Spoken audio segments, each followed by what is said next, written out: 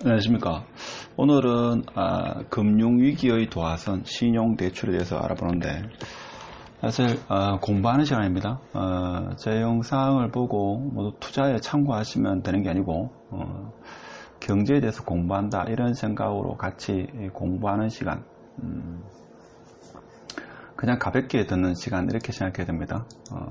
공부가 싫은 사람은 그냥 취미로 듣는다고 생각합니다.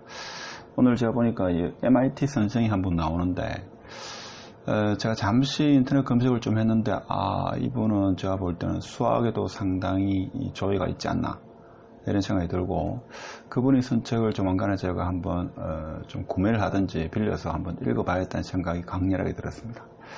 하여튼 영상이 오늘 좀 길 수도 있는데, 재미없으면 재미없는 대로 한번 같이 한번 생각해 보도록 하겠습니다. 제가 2000년대 초반부터 경제 쪽에 관심이 있어가지고 그때부터 쭉 이야기해오던 그런 말이 뭔가 하면, TV 100분 토론에서 늘 하는 이야기가 가계부채 이야기를 했습니다. 그래서 만성이 된 가계부채 가지고 10년이 아니라 어떻게 보면 한 20년 전부터 우리나라 가계부채가 상당히 많다, 자, 이런 이야기를 많이 해가지고 한 10년 전부터 계속해서 이런 이야기를 하니까 우리 경제의 최대 복병이 가계부채다, 자, 이렇게 이야기하니까 대부분의 사람들이 이제 식상하죠. 만성이 되었다 이렇게 보시면 되겠습니다.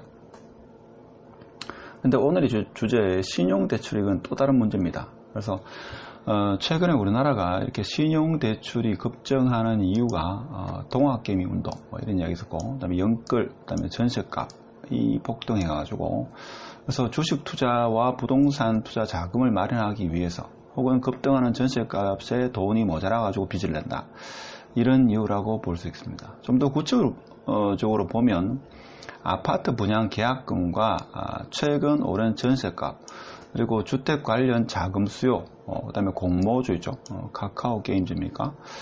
청약 증거금 납입과 상장 주식 매수 등을 위해 가지고 주식 투자 자금, 크게 봐서 부동산 주식 투자 자금, 그리고 뭡니까? 가장 최근에는 코로나 사태를 해가지고 생활 자금 수요 등이 이 신용대출 증가 요인으로 추정된다. 정부도 이렇게 잘 인식하고 있는 것 같습니다. 근데 지금 딜레마에 빠졌는 그런 상황이 아니겠나, 이런 생각이 듭니다. 그래서 요거는 찰스 킨들버그, 저는 처음 알았는데, 저는 공학 출신이라서 경제학에 대해서 잘 모르고 공부하는 차원에서 오늘 한번 이야기해 봅니다. 신용대출 급증 후에 버블 붕괴가 시작되었다라는 이런 찰스 킨들버그, 미국의 MIT 선생 같은 사람이었는데, 금융위기 역사에 대한 세계적인 권위자라고 합니다. 권위자라고 하겠죠. 근데 이 사람의 주장을 저는 오늘 처음 봤는데 보니까 아주 재밌는, 제가 공부했던, 저도 연구하면서 이런 증명할 때, 프루프할 때 이걸 많이 사용했는데, 이 사람이 제가 볼 때는 책이 궁금해지더라고요. 조만간 한번 사보겠습니다. 이 사람은 찰스 킨들버그가 17세기 네덜란드 튤립 투기부터 해가지고 20세기 일본의 부동산 버블, 그리고 미국의 닷컴 버블, 수많은 자산 가격 거품과 붕괴 역사를 연구한 사람입니다. 이 사람 연구 주제를 참 재밌는 걸 해봤죠. 성공이 아니고 실패에 대한, 어떻게 해서 이렇게 한 나라가 붕괴되는가, 여러 가지 있죠. 부동산이라든지 자산이 붕괴하는 과정을 연구한 사람입니다. 근데 책을 한 30권 썼다 하는데, 자산 가격의 거품은 거의 언제나 신용 공급의 확대로부터 시작한다는 사실이다. 제가 볼 때는 상당히 제가 볼 때는 그럴싸하다 이렇게 생각했는데, 그럴싸한 게 아니고 이게 공리, 오늘 공리에 대해서 한번 생각해 보도록 하겠습니다. 이 사람이 쓴 책 중에 보면 광기, 패닉, 붕괴, 금융위기의 역사라는 에서 보면, 자산 가격의 거품은 신용 증가에 달려있다는 공리를 주장했다. 물론 잘 아시는 분은 이과나 자연과학, 특히 수학을 전공하시는 분은 잘 알 건데, 이 공리란 게 뭔가 하면 알아두면 좋습니다. 시험 문제 나오진 않는데, 대학생이면 시험 문제 나오겠지만, 자, 공리는 뭔가 하면 누구나 받아들일 수 있는 어떤 주장, 이렇게 보시면 되겠습니다. 그러니까 대표적인 공리는 뭔가 하면, 자, 인플레이션은 통화량의 증가에 달려있다. 그렇죠. 통화량이 증가하면 인플레이션이 올 수 있다. 이거는 누구나 받아들일 수 있는 거죠. 이거는 시중에 쉽게 말씀드리니까 시중에 돈이 많이 풀리면 엄청나게 풀리면 인플레이션 일어난다. 뭐 경제에서 조금이라도 알면 누구나 인지할 수 있는 사실이다. 그렇구나라고 인지할 수 있다 있죠. 인과관계가 명확하다. 자, 이런 게 공리입니다. 예를 들면 올해 11월 달에 배추가 지금 원래 우리나라에 예를 들면 한 100만 포기, 한 1000만 포기 합시다. 1000만 포기 정도만 되면 우리나라의 김치는 충분히 수급이 되는데 갑자기 풍년이 들어가지고 원래 배추가 한 5천만 포기 이렇게 생산이 되었다. 그럼 뭡니까? 배추 가격은 폭락하겠죠. 자, 그렇게 보시면 되겠습니다. 그렇죠? 그래서 시중에 돈이 많이 유통되면 인플레이션이 난다. 이거는 누구나 받아들일 수 있는 사실, 인과관계다. 자, 이것을 공리라고 합니다. 근데 이 찰스 킨들버그라는 사람은 어떻게 했는가 하면 자산 가격의 거품은 어떻게? 자, 신용, 이 신용의 증가에 달려있다. 즉 신용 대출이 증가하면 그때 본격적인 자산 가격의 거품이 일어난다는 공리를 주장했다. 자, 공리를 주장했으면 이 사람은 뭔가 하면 다른 공리를 이용해가지고 이 공리를 증명했다 이렇게 볼 수 있는 겁니다. 그래서 이 말은 받아들여질 수 있다라는 그러한 충분한 인과관계, 경제학을 조금 아는 사람은 다 이렇게 인식한다 이렇게 보시면 되겠습니다. 그래서 투기적 광기는 통화와 신용의 팽창을 통해 그 속도가 빨라진다 이렇게 합니다. 통화와 신용의 팽창 대부분이 광기로 이어지지는 않는다. 그러니까 통화와 신용이 팽창되었다 해가지고 어떤 자산에 대해서 광기로 이어지지는 않는다 이런 이야기죠. 그래서 경기 확장기의 빈도가 광기의 빈도보다 훨씬 더 높다. 그러니까 경기 확장이 계속 일어난다 하더라도 광기의 빈도가 계속 일어나는 건 아니다 이거죠. 자, 그 얘기입니다. 그러나 광기가 발생할 때는 항상 신용의 팽창을 동반했다. 자, 이런 이야기를 하고 있습니다. 그래서 신용 팽창은 마치 화염에 기름을 붓는 것이나 마찬가지다.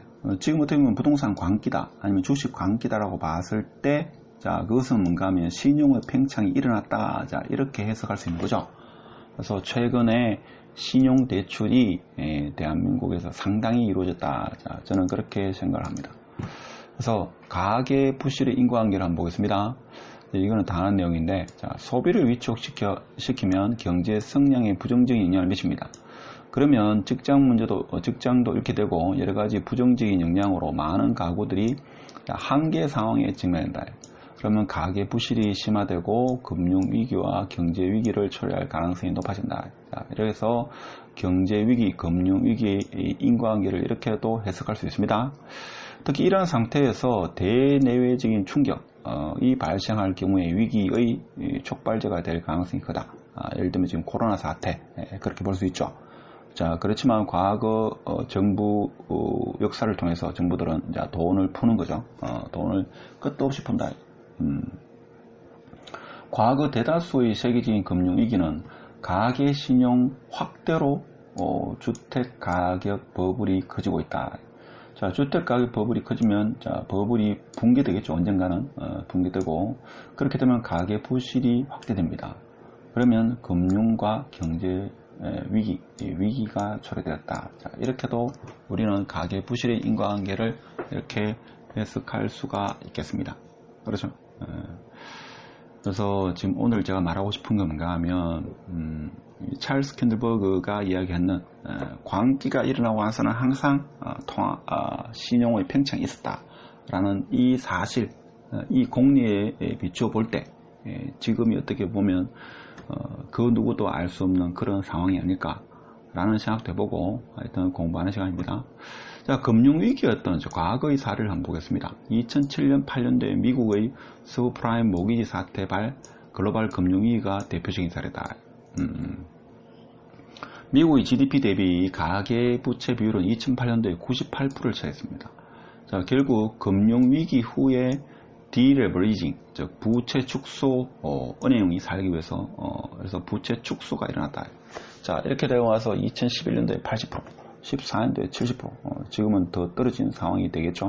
현재는 뭐 정확하게 알 수는 없습니다만, 자, 결과적으로 뭔가 하면 수많은 집을 소유한 채무자들이 집이 압류당해가지고 길거리로 쫓겨나는, 자, 이런 사태가 발생을 했습니다. 그렇죠?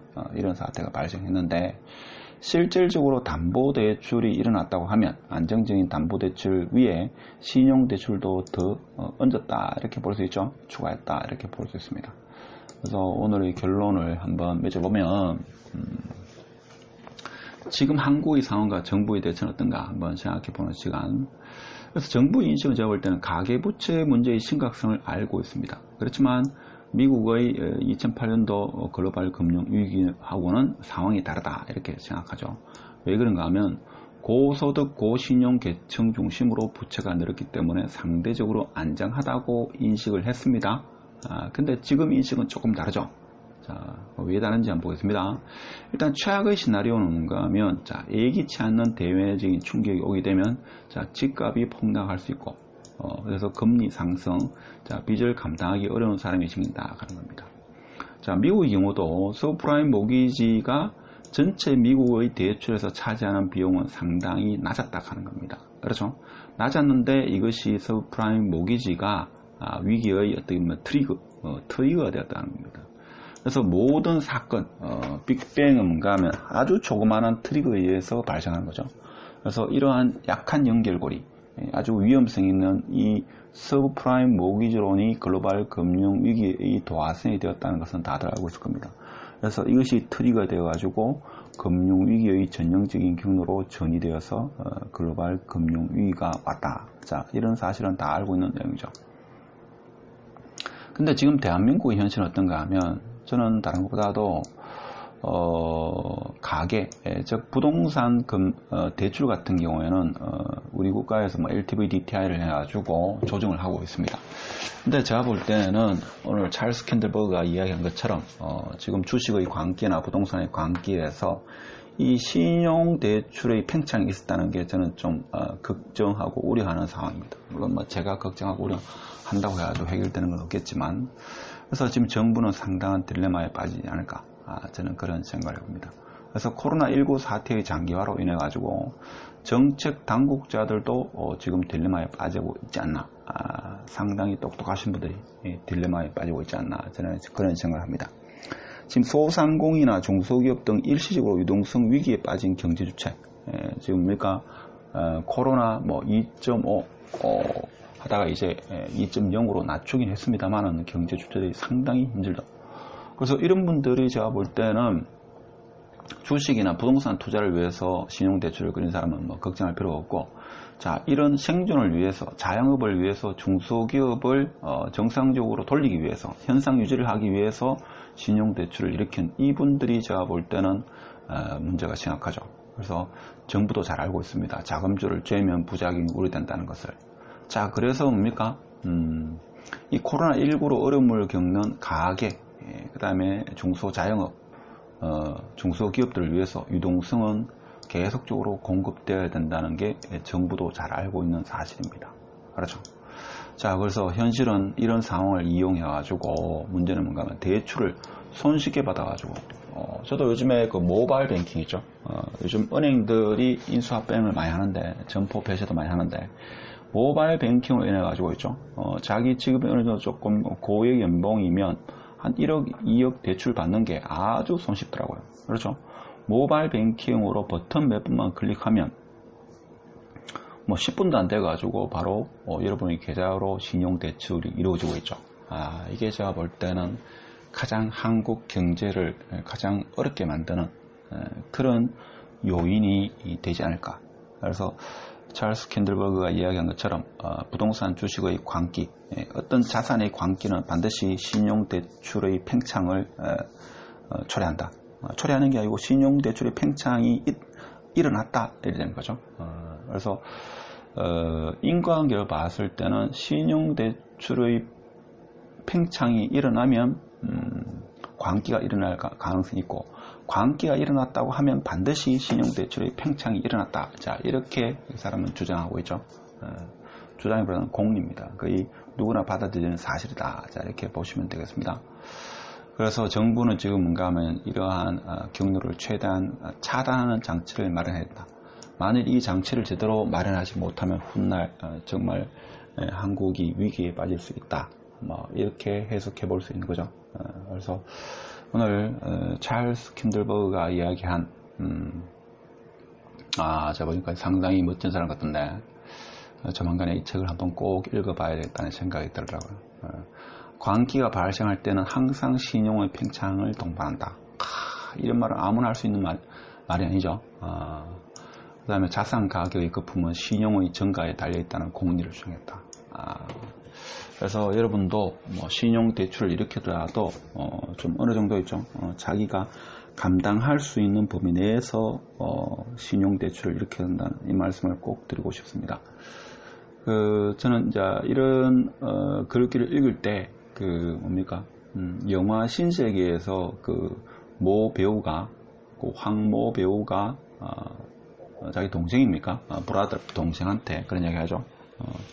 내가 다시 일어나면 너 감당할 수 있겠는가? 제가 볼 때는 이 신용대출 일으킨다 하더라도 감당할 수 있는 범위 내에서 일으켜야 된다. 자, 이 말씀을 특히 30대, 2030 세대한테 꼭 전하고 싶습니다. 자, 오늘 영상 끝까지 시청해서 감사드리고 마치도록 하겠습니다.